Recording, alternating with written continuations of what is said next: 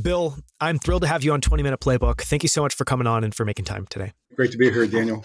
Where I would love to start is with a little bit of an interesting question kind of around your daily routine. And the question is, if people listening could shadow you for a day, from the moment you wake up until the moment you go to bed, as creepy as that might be, what would they see and what would they be most surprised by in your day? I don't know what they'd be most surprised by, but I'll give you a day in the life. I get up, let's say 4:45, 5 a.m. I, initially go and make some tea. I'll probably run down and I'll get a workout in for sure early in the morning. I'll then most likely hit my cold plunge. I usually do a cold plunge, 4 or 5 times a week after my workout to get that experience. I get back up, and I got 2 teenage boys, so I'm working with their mother to get breakfast ready, and I shake them loose, and I take one or both of them to school. They go to different schools, and then work my way to the office. And when I get to the office, the first thing I do is go through my day, look at my agenda, go through my emails. I usually don't book any appointments until 10 a.m. And the reason I do that is because I don't want to jump into the day with a lot of busyness. I want to I cull my list of to-dos every morning and resort them by priority, because priorities change every day. And go through meetings. I would say that at lunchtime, I always bring my lunch, usually a healthy meal, whatever, vegetables. And today I got vegetables, and I got I got an avocado, and yesterday I had some fish. So I always try and keep it light. And then I get in my my hyperbaric chamber for about 45 minutes after a 15-minute lunch, and I'll go in there with my phone or my laptop and spend some time there recharging. Come out of that feeling totally renewed, and then plow into my afternoon. Probably around 4:30 or so, we do a tasting, and then I'm on my way home. And usually when I get home, I'm active. I'm active with my kids. That's a day in the life. Okay, there's a bunch of fascinating things in there I want to ask kind of follow-up questions to. It's super interesting that you do a cold plunge 4 to 5 times per week, and it sounds like you do this hyperbaric chamber. Is this daily, I'm guessing, as well, too? 3 or 4 times a week. Sometimes I'm busy at midday. I have working lunches, in which case, I don't get in it, so. Yeah. With both of those, I'm curious, were they difficult for you to adopt? And was there some sort of impetus, whether it was somebody encouraging you trying it at somebody else's house? What was the impetus to get these? Yeah, certainly. I mean, I think with regard to the hyperbaric chamber, coming out of COVID, I had severe COVID pneumonia, and I was not in great shape. And I had some scar tissue in my lungs. So I got in. I did a lot of research and bought one. And what can I say? It really helped me recover from long COVID. But more than that, I got to say, when I come out of it with the hyperoxygenation, it really feels like I slept 2-3 hours. I mean, it's really quite invigorating. And a lot of clinical research that's been out on that I've been reading about and advocating to my friends. That didn't take very hard. I mean, there was some adjustment to a little bit of the claustrophobic, situation. And because it's effectively, just for people that maybe aren't, can't visualize a hyperbaric chamber. It's effectively like, it's coffin-like, except it's round and it's made of glass and metal, but you can effectively see out, but it is very small.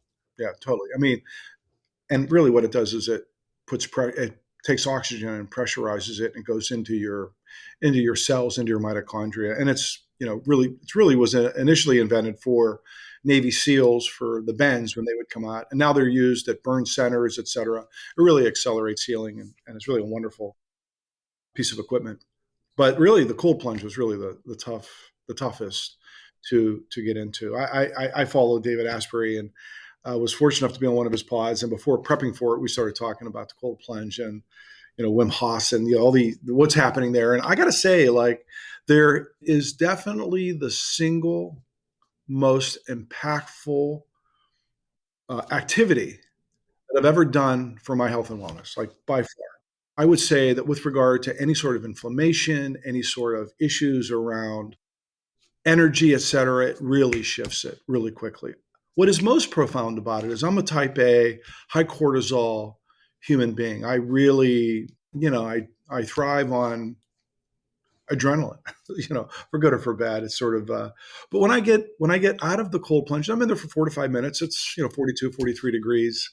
And it took me some time. I mean, the first couple times I got in, it was really challenging. It was like, 10 seconds. But I got to say, when I get out of that, I have such clarity of thought, such equanimity, such balance.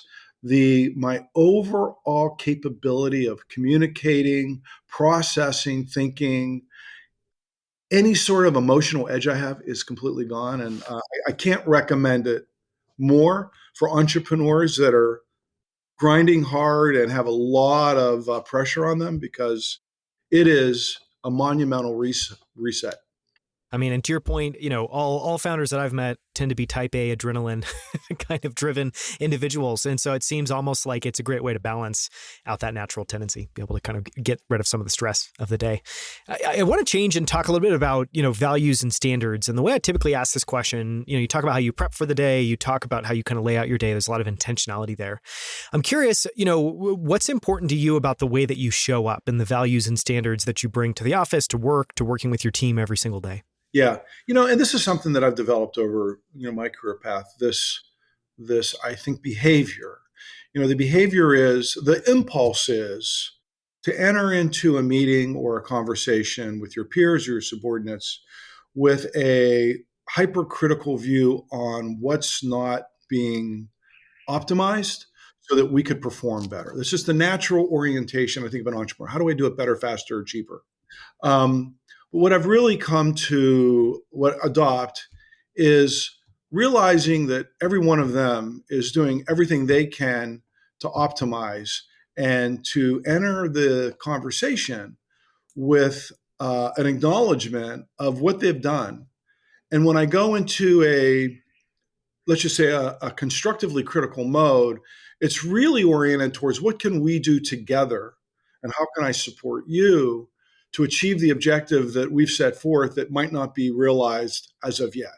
So really getting that temperament and really showing up with acknowledgement and, secondly, support is really the most, I think, critical learning and behavior change I've developed over the years to foster a healthy culture in the midst of highly competitive, high stress, highly driven individuals. Yeah, it's very well said. I'd love to ask, a very different question around Kevita, and we're going to talk about a number of different companies that you've built, as you've been a part of building. But one of them is the, sparkling probiotic drink maker, Kevita.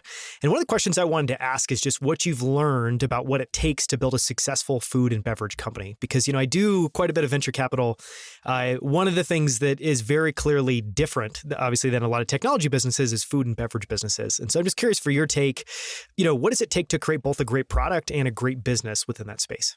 Yeah. So, I've always been a product person, really developed the product first. And that's really the beginning part. But I think the thing that really I and the company needed to overcome in that business with that product or a suite of products was really understanding how to create a product that was compliant in an otherwise non-compliant medium, non-compliant format, that being a fermented beverage, and maintaining that rigor of oversight on compliance while experiencing a tremendous amount of quality challenges that would have normally, I think, made most people quit and abandon ship.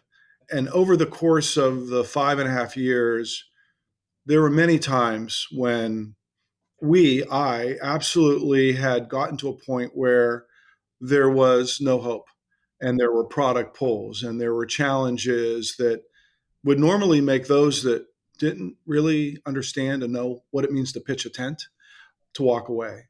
So I think the thing that I've learned and taken away is that you continue to show up every day and you continue to resource energy, ideas, so until such time that they shut the doors on you and you don't shut the doors on yourself. And so I think that was that level of fortitude and agility was what I walked away with as the biggest, I think, experience to really overcome the challenges and win. Yeah. One of the ways I've heard that said that I really like is, to your point, it feels like so much of how we're influenced throughout the day is just emotionally. And, if you're doing ambitious things that are very difficult, you're going to confront a lot of pretty not so awesome, just, blockers, milestones, moments. So just this idea of like, don't give in to hope, also don't give in to fear, and just try to show up every single day, give your best self and try to take one step forward is the challenge. Totally. I mean, it's the fear piece is really interesting because I think even the most stoic of us warriors, there are moments where if you don't acknowledge fear, you're not, I don't think, facing some of the realities of a startup. So really getting through that, I think, is a real good shout. Yeah. And just want to ask one clarifying question. I'm guessing what you're talking about there is, in terms of just some of the challenges at Kevita was you were creating a shelf-stable fermented product. And this was in the very early days of kind of fermented products. And just the challenges of doing that, actually getting it to the shelf in something that people are going to enjoy that's actually good for them and not. I mean, Kevita actually, just rewind a little bit, isn't shelf-stable. Flying Embers is. So, but what happens is because it wasn't shelf stable and it had bacteria in it and some sugar, it unless there was impeccable GMPs, you were going to find yourself with an explosive Molotov cocktail on the shelf or something growing in it that otherwise might be a health concern. So yeah, that was definitely. Got it. That makes sense. I want to shift, and one of my favorite things to talk about on this show is just great books, and so I'm curious. I want to ask the question: just what books come to mind that have had an outsized impact or just a large impact on you? And this can be the way you work, the way you approach life, the way you see the world. What books have had the biggest impact on your life and maybe your business? I think there's a book by Gay Hendricks called The Big Leap, and The Big Leap. Really was a book that really made a difference for me in my life. And it really talked about your upper limits and what are your upper limits and how do you face your upper limits and how do you move beyond your upper limits. And that book has had an impact on me in my personal life and in my professional life that really has made a difference for me. So, we all have our limitations that we should be aware of and overcoming them and understanding how to overcome them was an important part of my personal and professional growth. Yeah, that's a fascinating book. No one's brought that up. And I love the idea and the topic of, focusing on upper limits, understanding your upper limits and trying to push your upper limits, because it does feel like, I think, again, one of the things I've noticed, just anyone that has enough ambition, they're going to explore your upper limits. They're going to have some painful experiences confronting and hitting the wall with your upper limits. And so, it's cool that there's a book that can help you think about that. I want to ask about, areas where you have an edge or a superpower. And, the way I typically kind of think about this is if you were to zoom out and kind of think about yourself, what do you think of as your edges or your superpowers, and how do those show up day to day? I think having insights on trends, understanding what where trends are and how a given consumer packaged good might fit into that trend. I think that's really the first piece of my superpower. I think the second piece is to understand when you look at a company or a product, really identifying what the points of difference or differentiations are so that that you have a competitive advantage when you go to market. Great ideas are important, great products are important, but without having any way of differentiating yourself from the competitive set, you've got no way of working through the clutter. I think then rolling that all into and framing it up into a value proposition where you could present to investors the opportunity clearly and be ultimately a promoter. I mean, entrepreneurs need to be great promoters or they're not going to get people internal or external to believe in them. So framing that up and articulating that in a way that's quickly digestible by the investor or even the senior leader that you're trying to attract into the new venture is going to be really important. I think framing up an exit. I mean, a lot, at least in my line of work, I build, I sell. So I'm attracting people that want to participate in that journey. So really getting really clear on and giving some visibility on how it happens, how you build it, and how you sell it is really also an important part of, I think, attracting great talent and a great investor base. Look, I think I do have a superpower in detail. I think that superpower is also probably my weakness. I oftentimes go so deep into executional detail of, let's say, winning at shelf, or executional detail of go to market, or when it comes to details around QA, GMP. I mean, I have penchant for just getting into the weeds. And then I think what that does oftentimes is that unlocks certain, let's say, challenges that require deeper thinking. But what it also does is it disrupts the continuity sometimes of your particular department or team. So one of the ongoing learnings and sensitivity that I've need to have and continue to have is that when I see that we have a challenge in digital marketing, and I want to jump in, or I think we have a challenge with execution at shelf or distributor management, wholesale. I mean, I just need to thoughtfully really request an invitation to have a seat at the table. Actually, I wrote an email late last night to a couple of team members about something, and I said, "Look, I really think I can bring some value. I would like to have a seat at the table as we think through our TPR strategy and feature programming." And really translated it in a better way than saying, I really want to be involved because I think we want to do this differently. So that level of detail, I think, is a superpower, but it's also been, I think, not such a great asset at times over the years, and reaching in and reaching too deeply. So. Yeah. I mean, I love how thoughtful you are about that. And, just even reflecting for a second, like imagining being a member on your team, I clearly work for you. and yet you see something that you're interested in. And rather than saying, hey, in the companies I've been a part of, by and large, the default is show it, it's some sort of demand or kind of request, but it's not phrased as, can I join? I'd love to have a seat at the table. I mean, it's just an amazing way, I think, of reframing it and making sure that they feel like they have the power to basically say yes or no.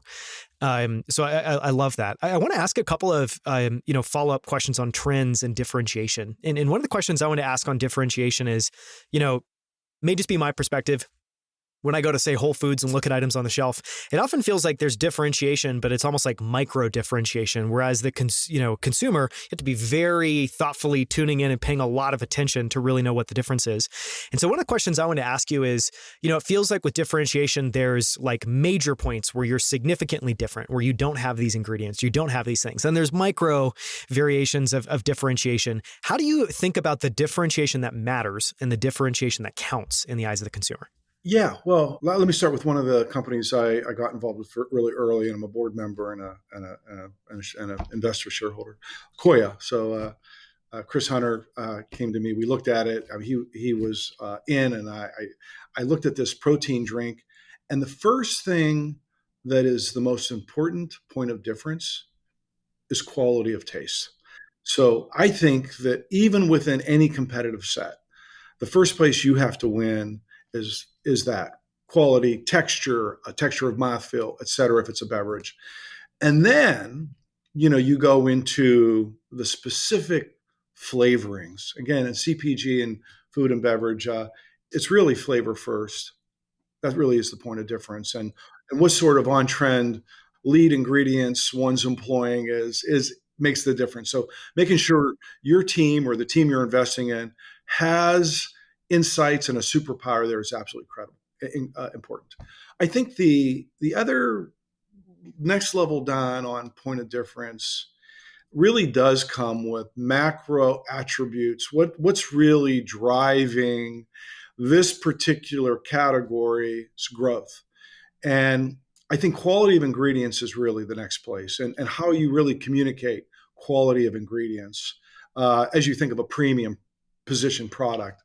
And so that therein lies either no artificial, this or that, farm to table, certified organic, biodynamic, regenerative farming. All these sort of buzzwords, I think, really matter to a growing consumer base that's really looking for better for you.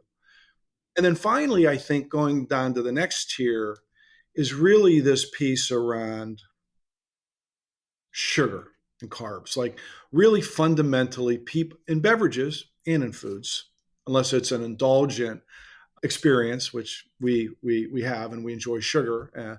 There really is a massive trend towards not eating or drinking not drinking your calories in particular, and really staying away from the sugar and to some extent the carbs.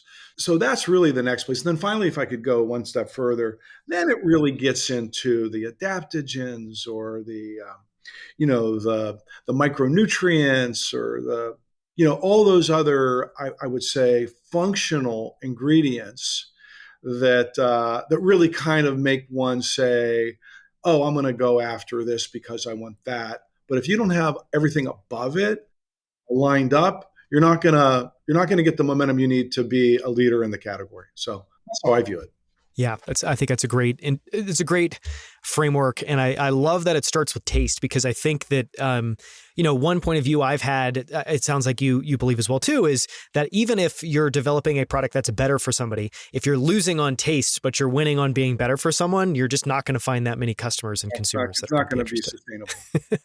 Yeah, which seems obvious, but I encounter, I think, many companies that I think don't quite understand that.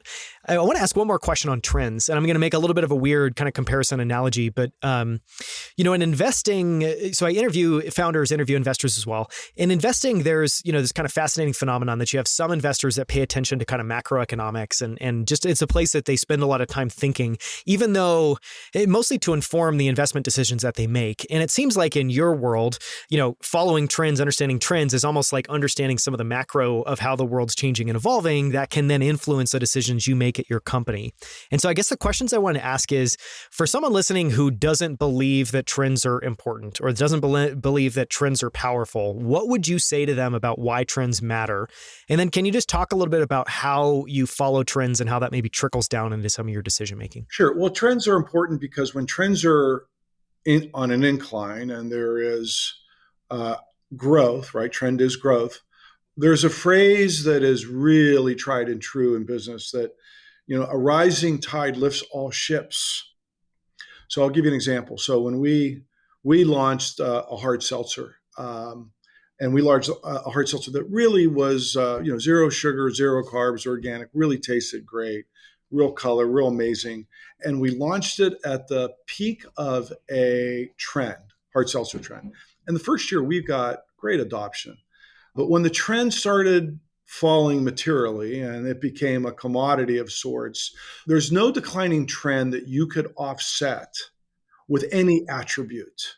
Because when the retailers are saying, we have enough, I don't care how good it is, and Costco's backed up 6 months, and all of a sudden you lose your Costco rotation or your Trader Joe's or whatever it might be because the trend has changed, then you find yourself in a situation where no matter how good the product or the branding or the marketing, you're not going to get what you need in order to sustain growth. So that's a firsthand experience with me and this brand's portfolio.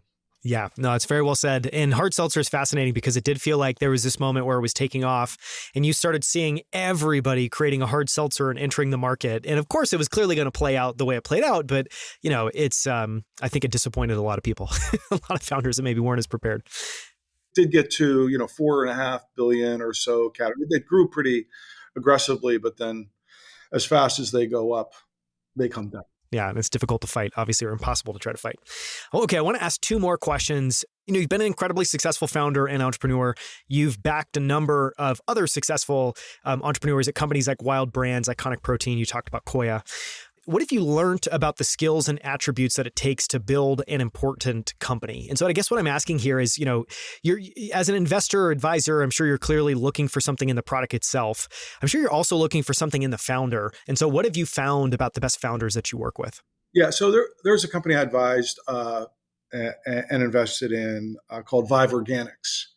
And the CEO's name was Wyatt, and they just recently transacted to Suja and Payne Schwartz.